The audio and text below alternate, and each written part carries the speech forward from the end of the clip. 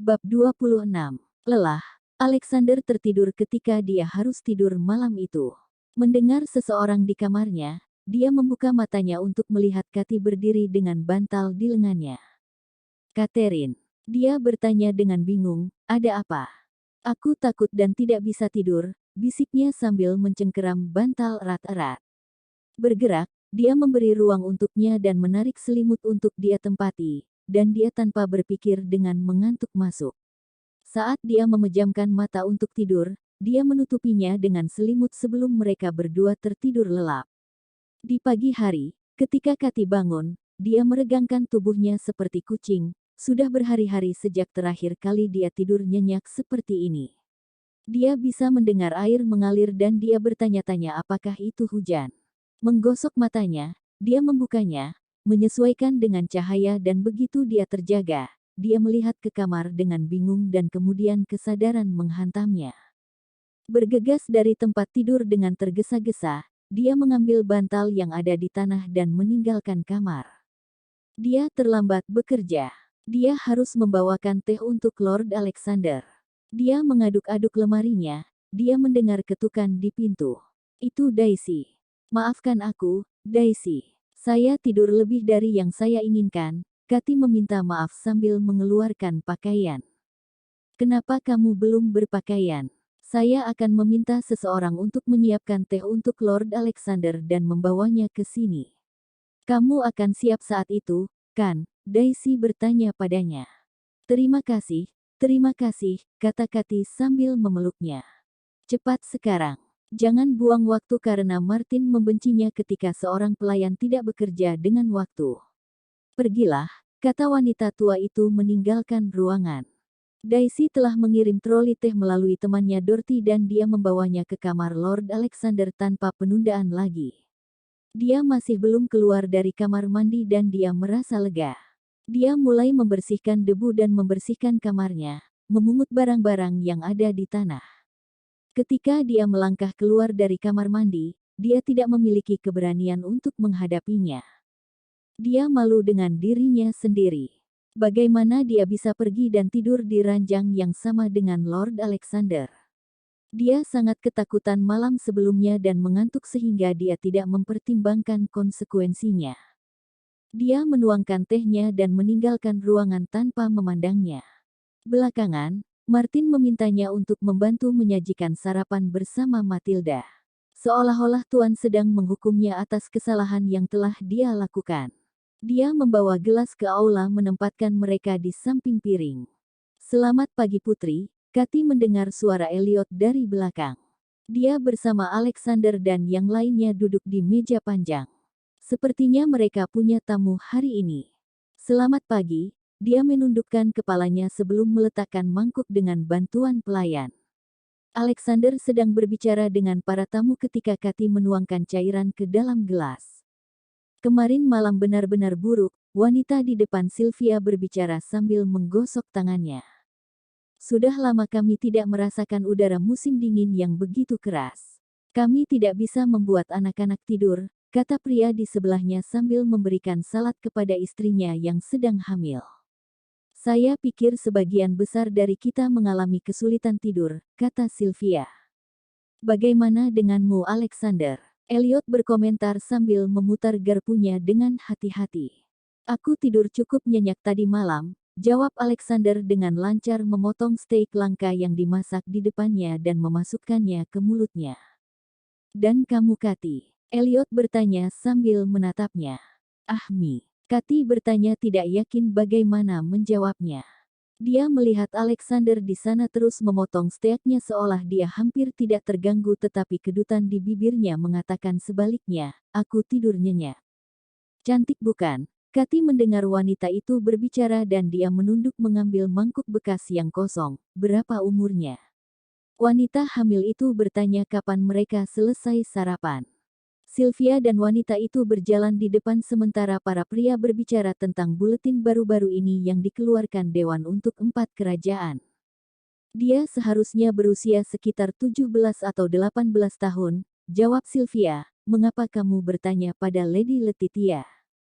Bukankah dia yang keluarganya terbunuh?" Saya mendengarnya dari John, kata wanita itu dengan cemberut di wajahnya. Dia muda dan cantik, tetapi bukan waktunya untuk mencari pelamar untuknya. Maafkan saya karena itu bukan tempat saya untuk berbicara. Aku hanya bermaksud baik untuk gadis itu. Sylvia mengangguk dengan senyum meyakinkan, aku tahu.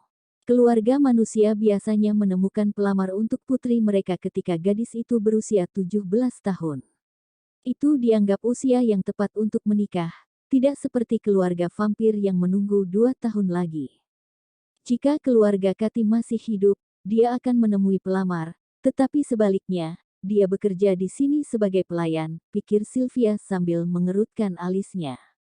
Aku tidak tahu mengapa itu tidak terlintas di pikiranku, gumamnya. Kamu tidak perlu khawatir tentang itu, kata Lady Letitia sambil berhenti untuk memegang tangan Sylvia. Minggu depan kita akan mengadakan pesta teh di tempat kita. Akan ada sejumlah bujangan yang akan mencari pengantin. Petik 2. Biarkan aku bertanya pada Kati tentang itu. Jika dia mau, saya akan membawanya ke sana, kata Sylvia sambil menepuk tangan wanita itu.